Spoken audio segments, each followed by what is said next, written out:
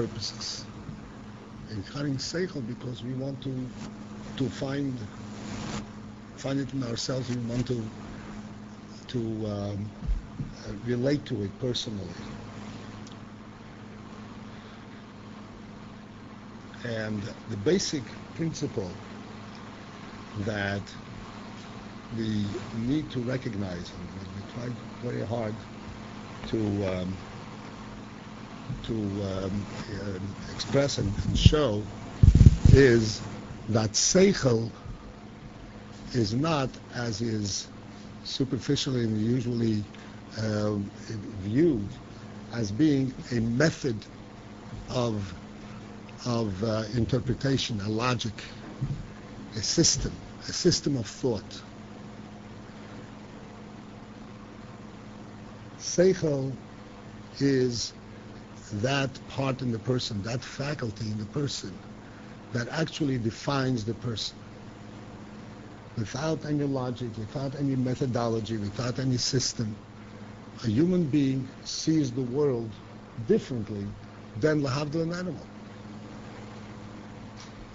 And the human being sees the world differently not only from the perspective that he can take advantage of certain things in the world, he can be more conniving, he can figure out things that an animal cannot, but he actually relates the world. It means to him something different than it means to an animal. This we briefly discussed earlier, and what I want to proceed today is examine one aspect that we discussed in greater detail and see how we can actually find it in our own mind and relate to it directly. Because I pointed out then that there's three levels of seichel, generally speaking. Seichel bahami, the seichel that of a behemoth, because an animal also has seichel. And in a human being, there is also that part in the human being that is similar to a behemoth. It's a human behemoth. He's not a behemoth at the same level as a behemoth is, but nevertheless, he thinks the limits of his thoughts are similar to those of a behemoth, which we discussed then and I'll touch today a little bit more. Then there is what's called seichel anushi, the seichel that is properly called a human seichel, a human view of things. And then there is seichel aleki. Seichel aleki, this is the seichel of Torah. This is the seichel that we are learning. And the important thing to recognize is that we have to have the experience, we have to have the prerequisite of recognizing and incorporating seichel anushi before we can relate to seichel aleki.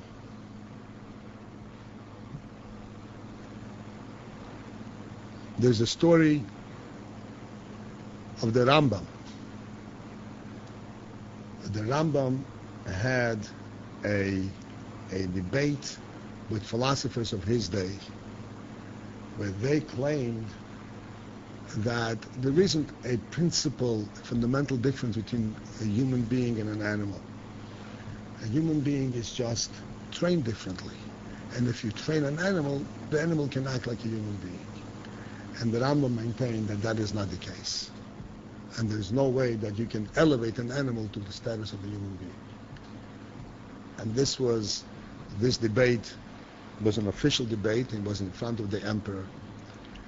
And the emperor actually presented them with a challenge that they should prove their premise.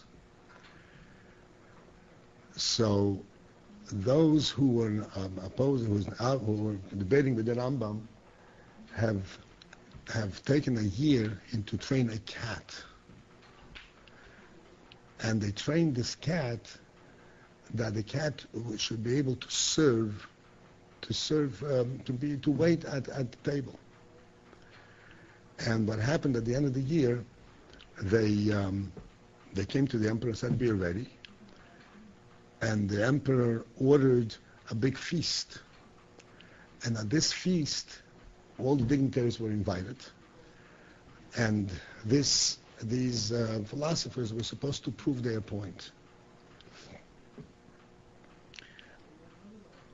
They sat down at the feast, and lo and behold, this cat is going around serving the guest.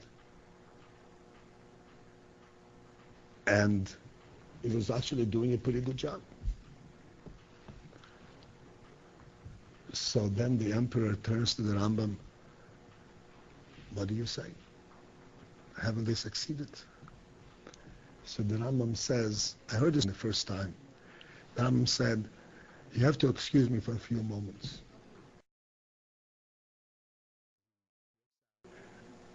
He walks out of the banquet. He comes back after a while, whatever time it was. And he says to the emperor, "I'm ready to counter their proof." So everybody was hushed. The Rambam gets up, takes out from his pocket a little box. He opens the box. Out jumps a mouse. As soon as the cat saw the mouse, he dropped whatever he was carrying right on top of whoever was sitting there and jumped after the mouse. And that, of course, completely discredited this whole proof. What is the point? The point over here is not that they had uprooted, so to speak. They changed the nature of the cat. They never intended to change anything. They changed the nature of the cat, that the cat is not interested in a mouse.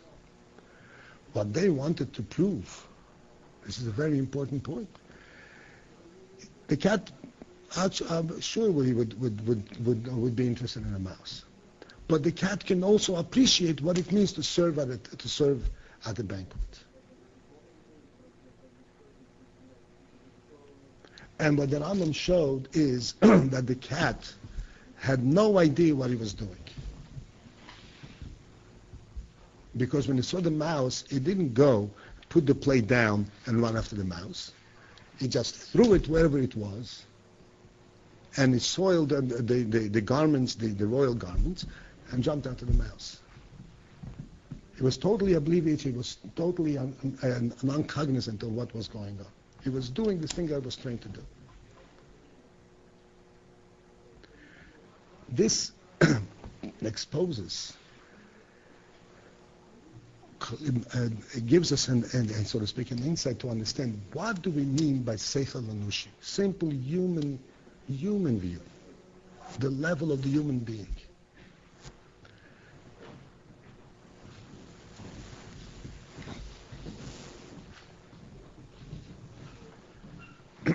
I believe I mentioned the other day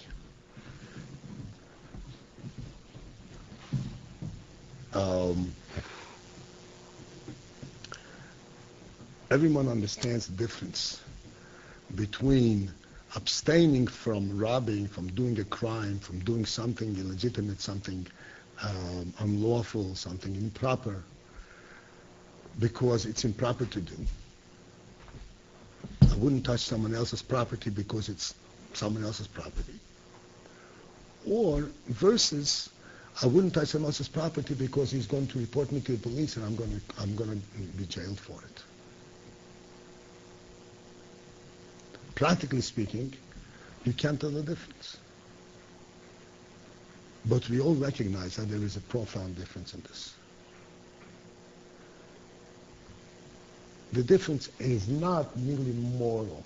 The difference is to what extent is the seichel, the human quality in this individual living, vibrant, functioning.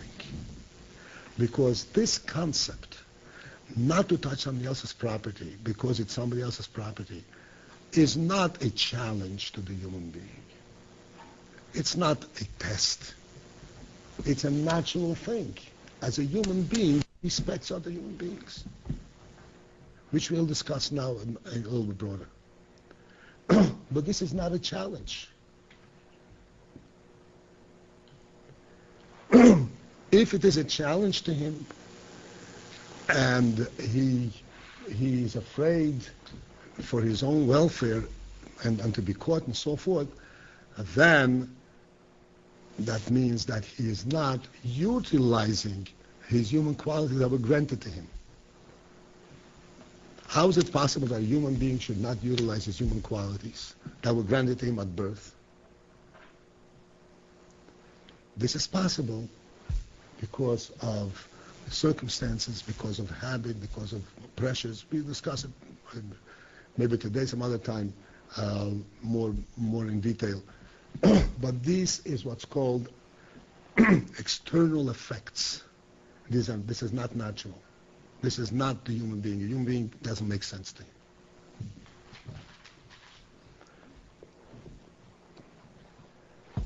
What's behind this? I want to discuss precisely this point. What is behind this perception?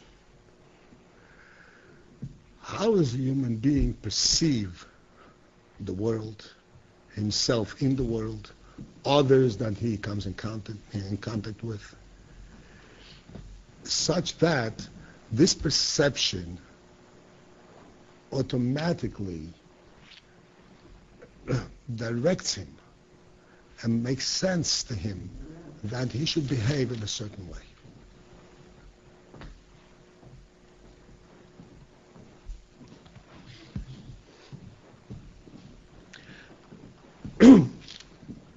The very first principle of perception, human perception of the world, human perception of my place in the world and my relationship to the world. We can take an insight to this from a simple analogy.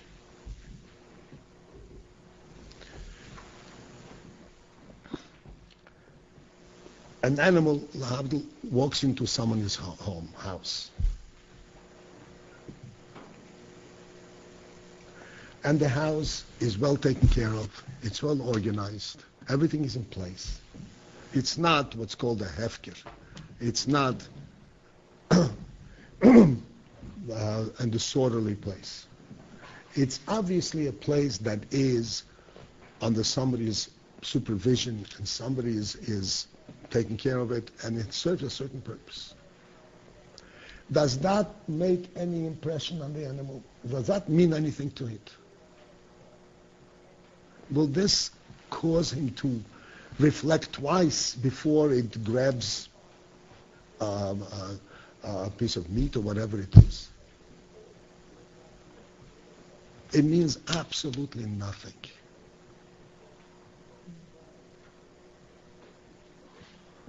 When he sees things that he sees, each thing he sees is just one interpretation. Is this interesting to me? Is this mean something to me or not? Where I find it and how it's situated and what's happening is totally immaterial. It doesn't even strike him that something is there. In contrast, we don't need to elaborate. A human being will immediately recognize that this is somebody's home. And if I was invited to this home, I have to recognize that I am in this home. I am not now outside and independent of the situation that I'm in this home. I cannot behave in an oblivious way, in a manner where I'm completely oblivious, not paying attention where I am. Because I am here, and therefore I have to relate to this circumstance properly. If I was invited to somebody's home, I am a guest in this home. Even though I can step out and be independent, not be in this home, but right now I'm in this home. And therefore I have to relate to things in the proper way. I have to respect his wishes. I have to make sure that I don't break anything, etc.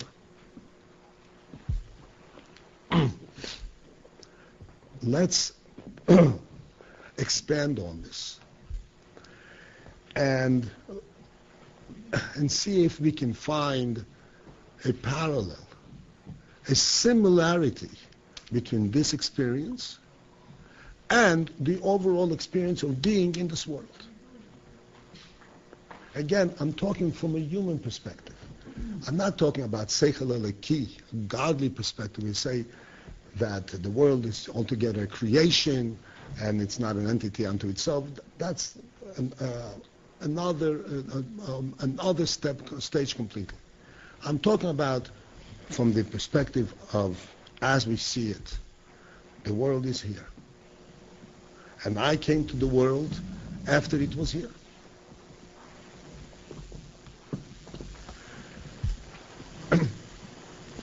As such, a human being perceives and recognizes that he has come and he is a participant in something that is actually there prior to his coming. And is bigger than his individual interests. If this world that he came to, that he is now a participant in, if this world were haphazard, were what we call hefker, disorganized, not having any particular form. In other words, it's not a dwelling place, an individual dwelling place of a human being. It's a desert. Then he could say to himself, well, it's a desert. You know, I make of it whatever is convenient for me.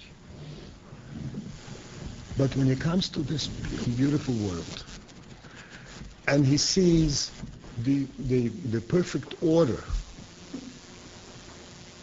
the sun rises every day in the morning, the sun sets, there is day and night, there is a monthly cycle, there is a cycle of seasons.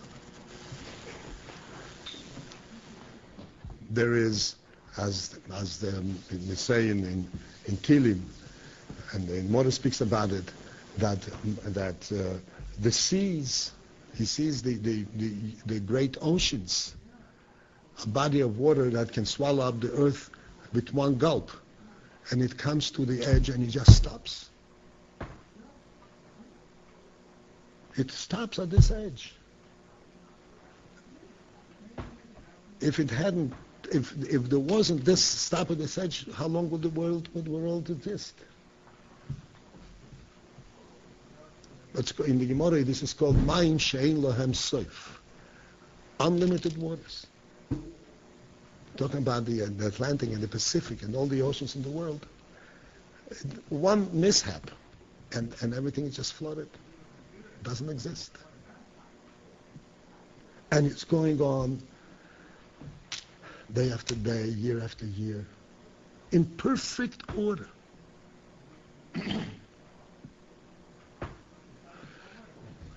If one thinks as a human being, we're not talking about digging into the philosophy, simply the human experience of being in this world, if one allows his human qualities to come forward and not being drowned out in what's called animalistic or physical pressures, there is no way that he can ignore this entire phenomenon.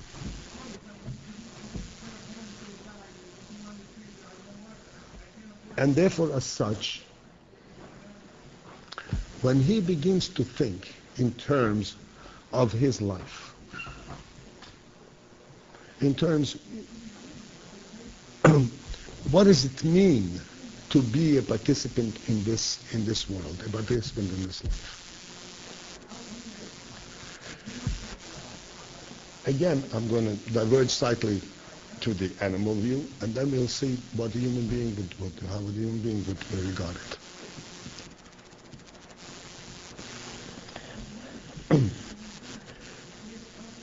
The animal, or the animal view would be whatever is around is totally material. The question is, how can I benefit? What can I do?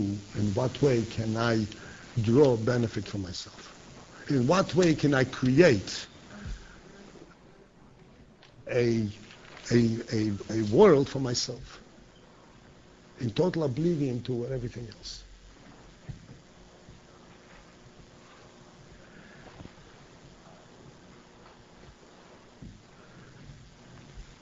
And this concept, this attitude, this idea of creating a world to myself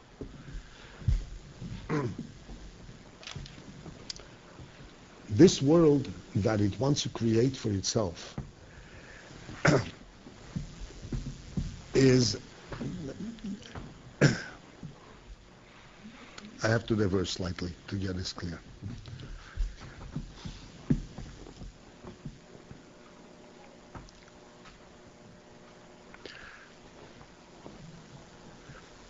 We all know that real estate varies in price. The same plot of land, say for instance in Manhattan, can cost 100 times as much as would cost in Seagate. Everything varies enormously. And then if you want to go out of town, if you want to go into untamed area, uncharted lands, you can buy acres and acres and acres for pennies. What's the difference? The difference clearly is in the environment, in the area. When you buy a piece of land in Manhattan, you're not buying a piece of land. You're buying a piece of land in Manhattan in this area. And as a matter of fact, there are zonings. What you can do with the land, you cannot do whatever you want. In any inhabited place that human beings inhabit, there is zoning. There are rules what you can do with your land. If you buy a piece of land outside of an inhabited area, there you are buying literally land. You're not buying land within an environment. You're just buying a space on land. Nothing else. There's no zoning, there's no environment, there are no restrictions.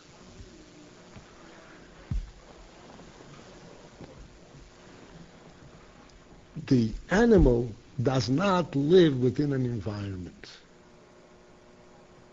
When it wants to build a nest for itself, it's not looking, its orientation, its perception is not to build a nest within a neighborhood, within an area. A human being perceives life in this world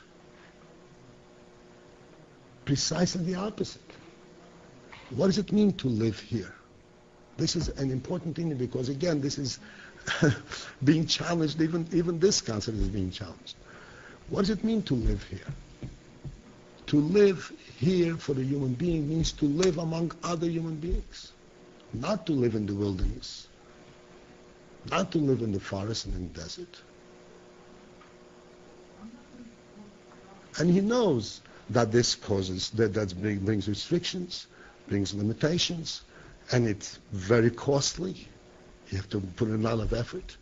But he's not going to exchange it for anything.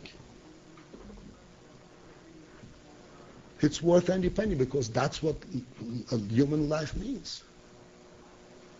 He wants to be a participant in the beautiful world to which he was brought.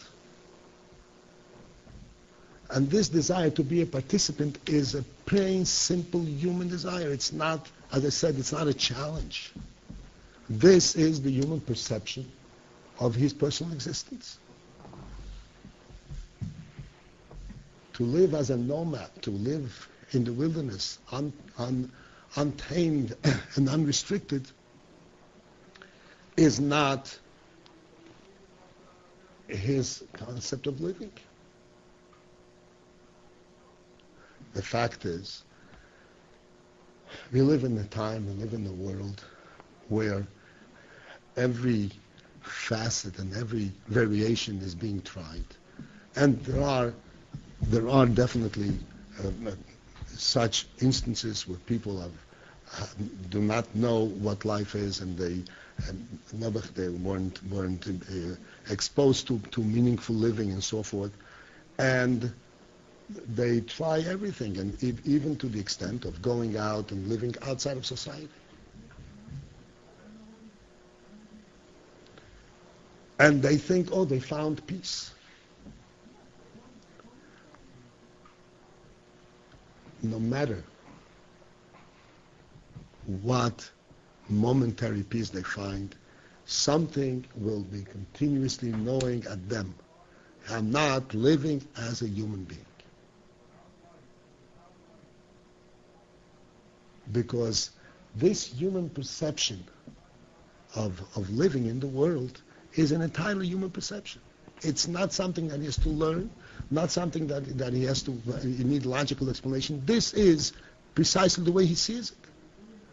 And no matter what variations and how he tries to run away from it, it's part of him.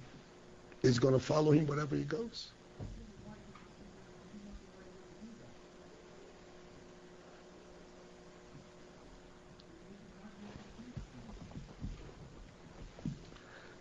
Therefore, what is, in fact, the human perception of living in this world? The human perception of living in this world is that I'm living in the world, in this beautiful world, not in my own skin. I'm not independent of everything else. What does this mean? I'm not independent.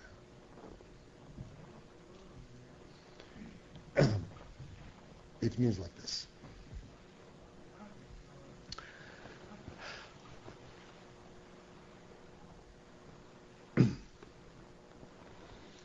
The Gemara says, this is a little bit in Seichel Eliki, but it translates on a human level too.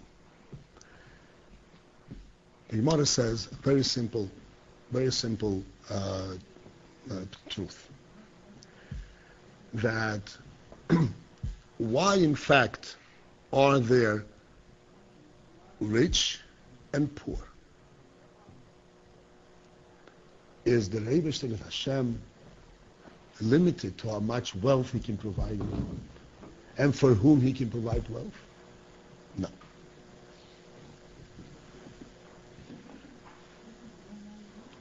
But there is a mitzvah in the Torah of giving tzedakah. So in order to facilitate that mitzvah, there is the wealthy, the one who is required to give, and there is the poor who is never relegated to being the recipient. But as a matter of fact, the Gemara says,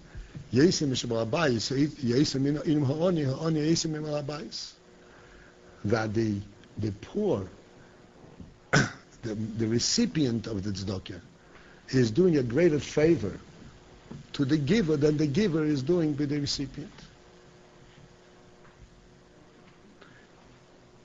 This is in a separate thing that we talk. This is way, as I said, higher than the level we are discussing today. But it gives us an idea when we say living in society, living in the world, from a human perspective. Living in the world, human perspective, means that he is living on a higher plane. That life, daily life, is defined for him, not eating, drinking, and sleeping. But there is interaction. there is all the meters of kindness, of understanding. He lives on a higher plane.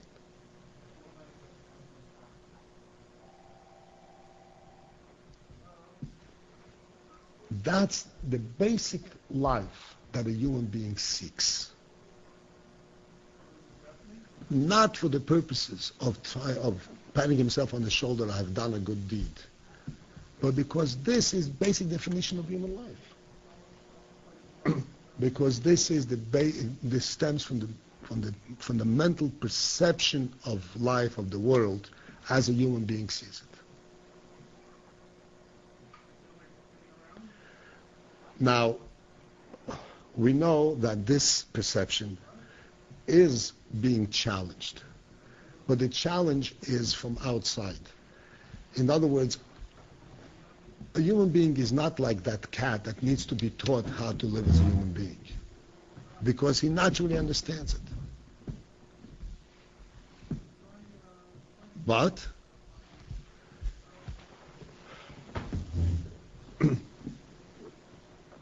there is an aspect of a challenge. And what is the aspect of the challenge? The aspect of the challenge is as follows. The challenge actually comes because he also has the animal perception. And this is where he has to judge and understand who he is and where he is. If he is hungry and he wants to eat, and there's a piece of bread here that does not belong to him, his animal perception tells him there is no difference between this bread and that bread. It's bread. If you eat it, it's going to satisfy your hunger. The human perception tells him, but then I will be eating like an animal.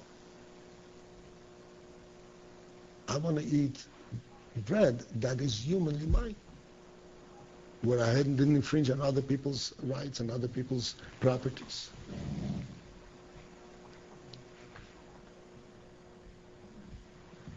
So that there is a challenge. But the challenge, the important thing is to recognize that the challenge is not to understand and recognize that this is true, that there is such a perception. He doesn't have to open the book, I said, he doesn't have to be trained like a cat to know how to behave. Because he has it naturally, he has a natural perception of this. But there is a challenge that he shouldn't succumb to his animal view and say, I'm going to look away for a moment from the fact that I'm a human being, and I'm just going to satisfy my hunger. Yeah. What about, is it all right in the case of if you're, let's say you're on a lifeboat or something, and there's one vast, you're with one other person, the boat's gonna go under. Is it right to succumb to the animal and see if you take that life vest from the other person, or what?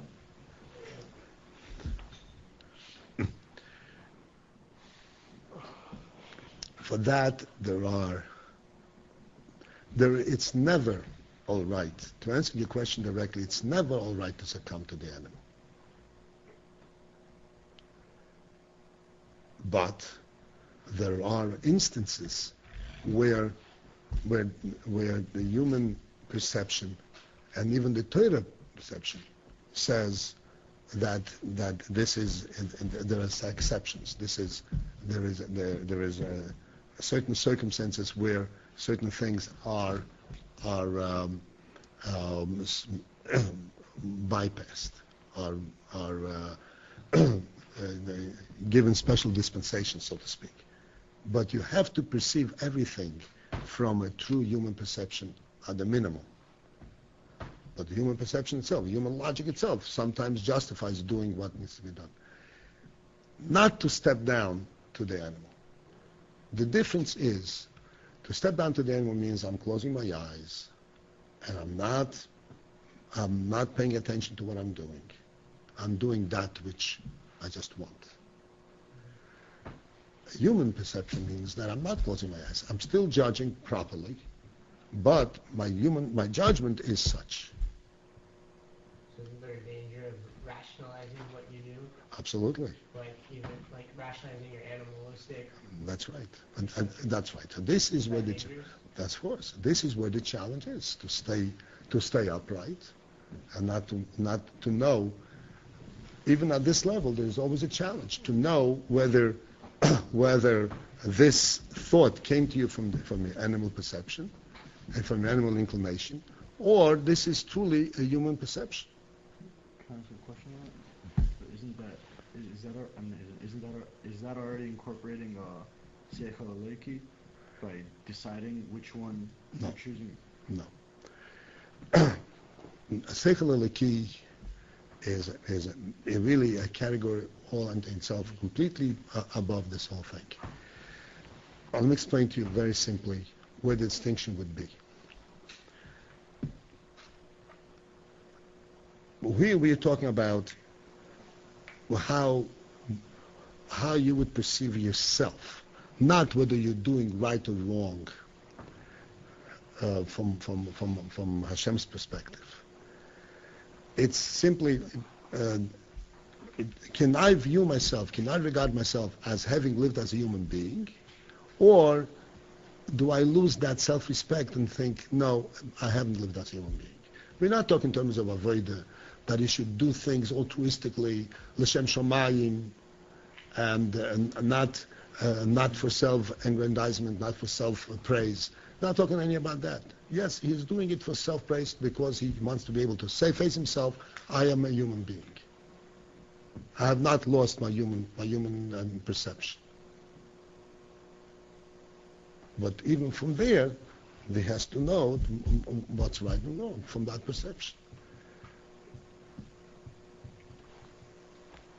Seichel eliki is talking about something else completely. Seichel eliki says, I'm not entirely at all interested in my personal, in my person, which is an entirely different area.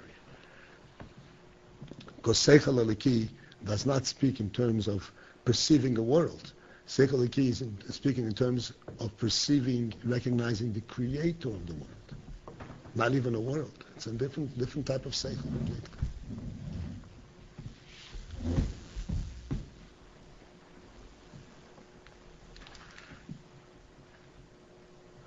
So, coming back to this principle,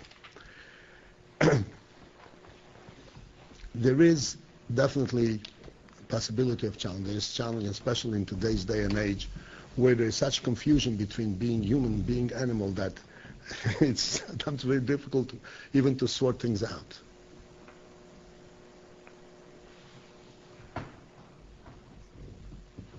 But we must know. And this is what this is what this whole talk is about. We are learning here, we are doing Avodas Hashem. We are learning Torah, we are learning Seichel eliki. A prerequisite for Seichel eliki is Seichel Enush. If you cannot teach a cat human concept, for sure you cannot teach a cat godly concepts. There's just no receptacle there.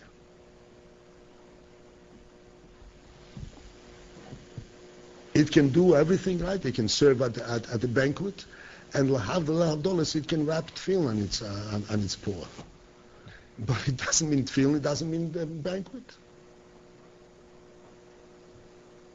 There's no idea of the Easter animals, no occur. No. The story to Shlomo of the top animals. Okay.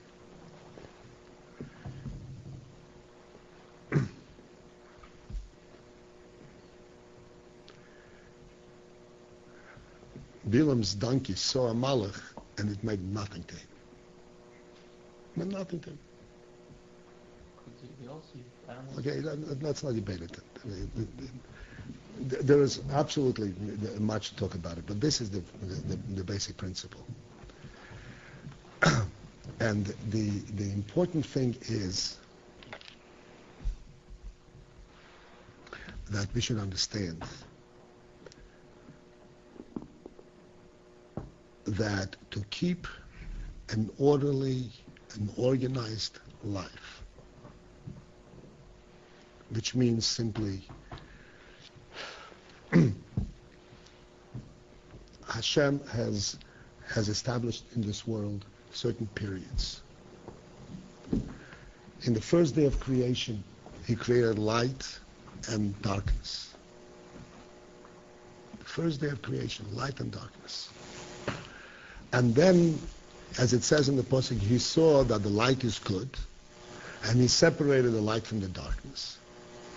And then He didn't stop at that. What did He do after that? He named the two periods. He says the light is day and the darkness is night. What's that? What's this addition? What does this do? What is the naming of the period of darkness and period of light add to this whole situation that there is dark and light?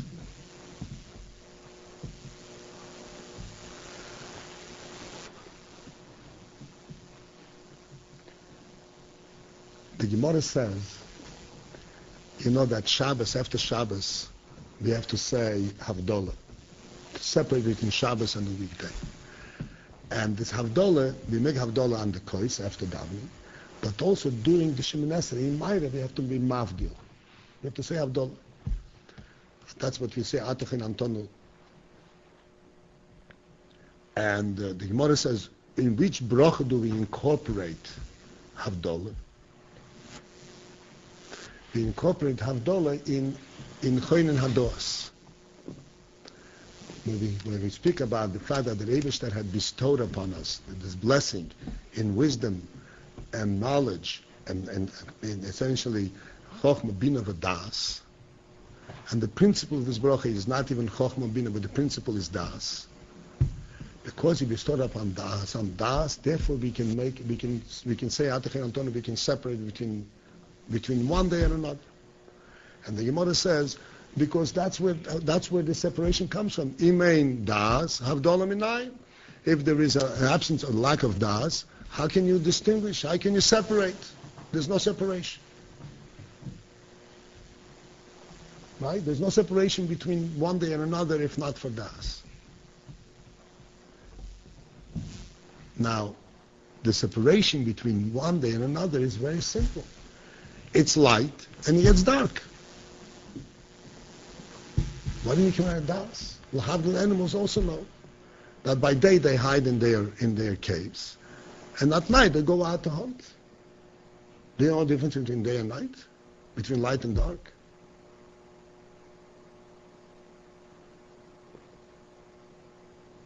What do you need das? Only a human being knows the difference between light and dark.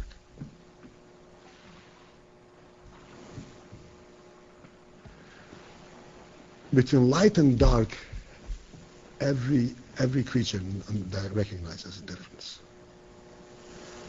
Even the tree knows a difference, quote unquote, between light and dark. The plants, the flowers, everything reflects darkness and light.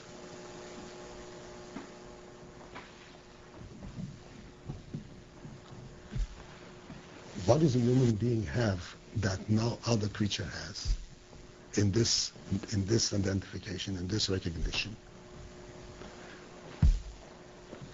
This is what the Torah says, that after that the Rebbe Hashem has created dark and night and light, dark and light, He gave each period a separate name. This is called day and this is called night.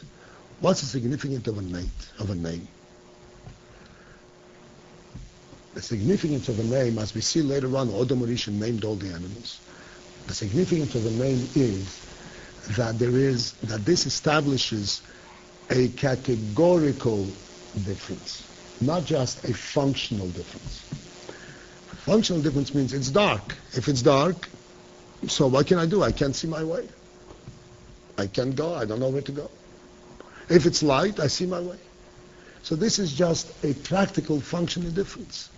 If now I've devised and I invented electric light, so I can see even at night. Does that mean that night is not night and day is not day? It doesn't mean that at all. Day remains day and night remains night. Even though you can provide the functionality of day even at night, you haven't changed night to day.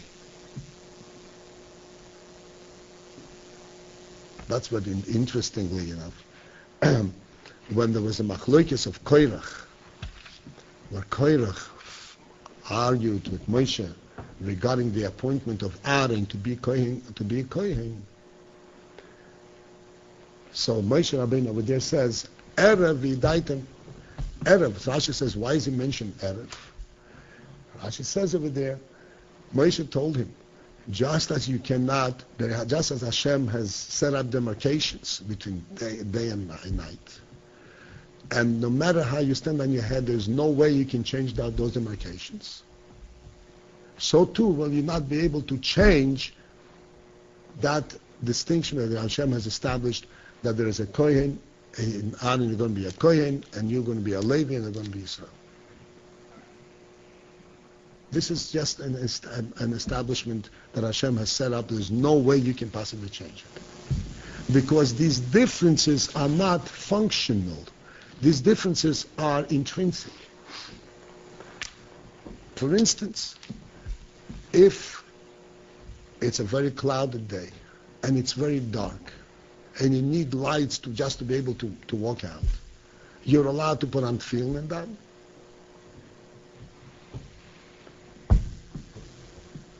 And if you put on the biggest bright projectors and brighten up the night, you cannot put on tefillin and that. Or tzitzis. Huh? What was you saying you can put on? By day, even if it's dark, you can put on tefillin down, you can put on tzitzis. In Bezamidas, you can bring korbanos by day, no matter what weather it is, whether it's bright or it's dark. And at night, you cannot do it whether or not you can see what you're doing.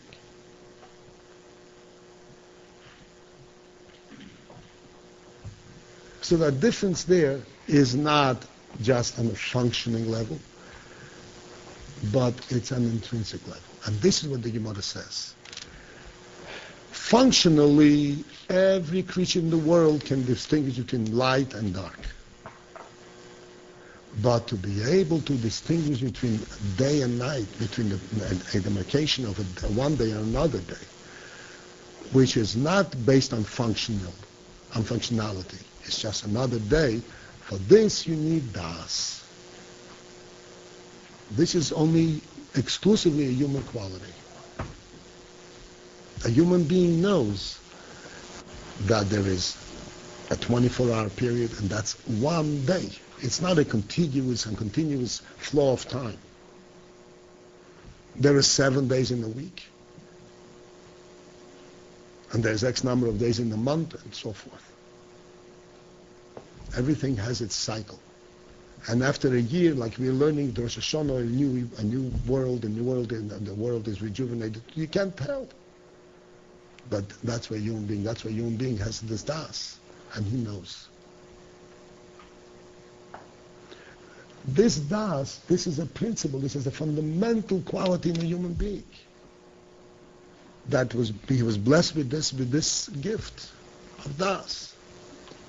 As such, he knows the difference between day and night. He knows that day is made, as it says, Yetzi Odom Lefole, day is made for activity, and night is made for rest. Also, animal knows that he sleeps at night. He sleeps at night not because it's night, but because it's dark. And a human being sleeps at night because it's light.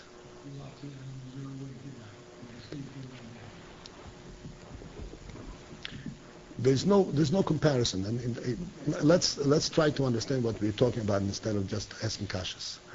There is no comparison whatsoever between how an animal relates to the passage of time on a human being. Listen.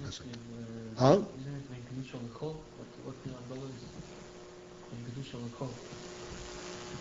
Not between day and night. It's من Kedusha l'chol, no? Between one day and another day. Between one day and another day. It's days they pass. It's a different time. And this is another thing.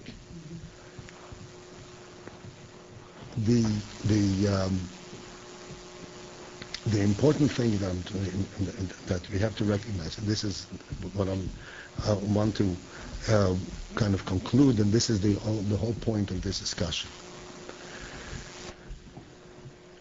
In human life, there is order. A human being can choose to live in a desert, in a disorganized environment, where it makes no difference whether it's day or night.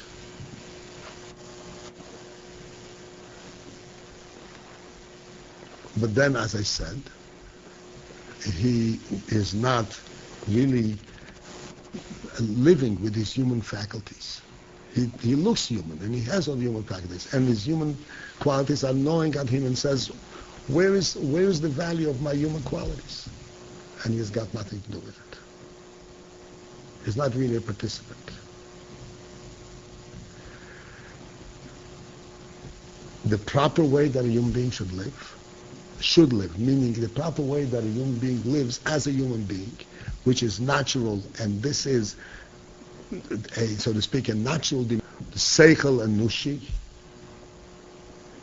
is that there is order to his life.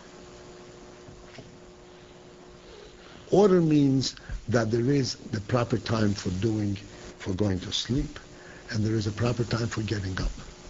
And when a human being sleeps by day, he feels very out of place. What have I done? I slept away the day. The day is not time for sleeping.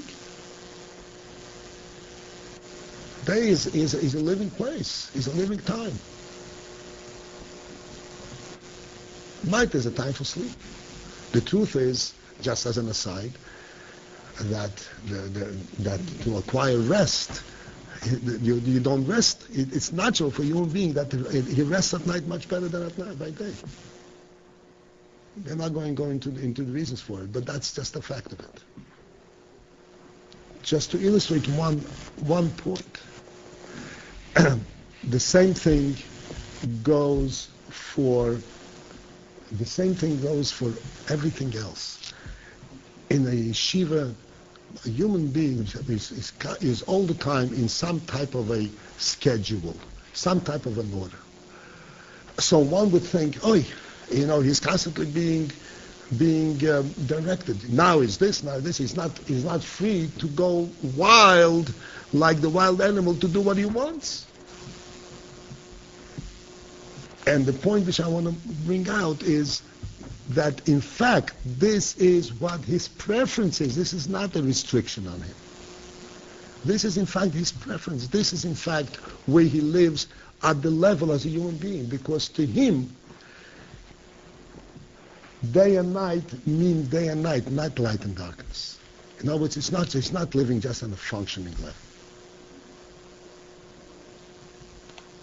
And therefore, when he sees things on a more meaningful plate, more meaningful plateau, and on a meaningful plateau, their schedule is not a restriction. Schedule is a statement of value, because my day is valuable.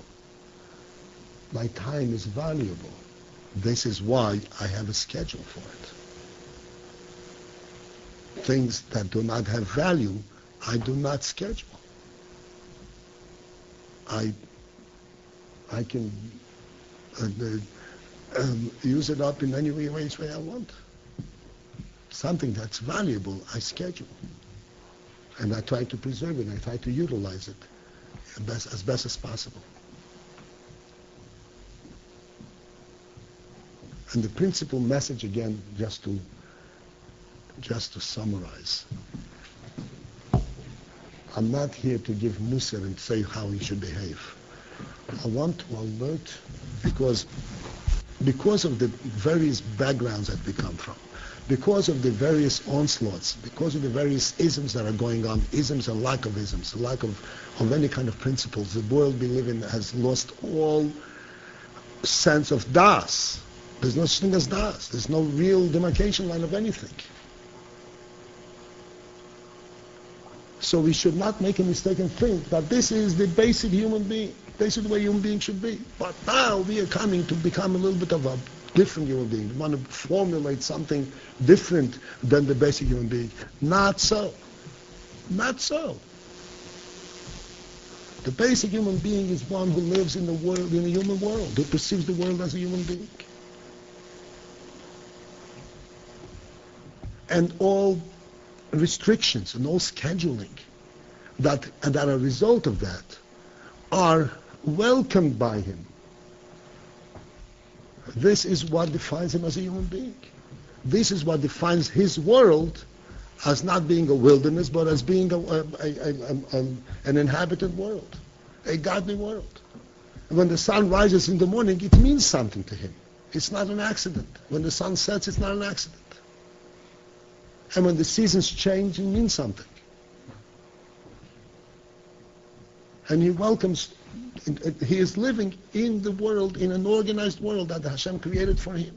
We all know, as it says, that Hashem created the whole world before bringing Odom Orish into the world. Everything. Because he said to him, you are coming to a finished product. You're not here coming into wilderness and trying to and create out of nothingness and put some order to this animal. No, you come to a finished product. I don't want you to go through all that thing. You come to a finished product, and your job is lo'ovdo u'loshomro, to preserve that product and to recognize the product and to enhance it and to bring out all its good qualities.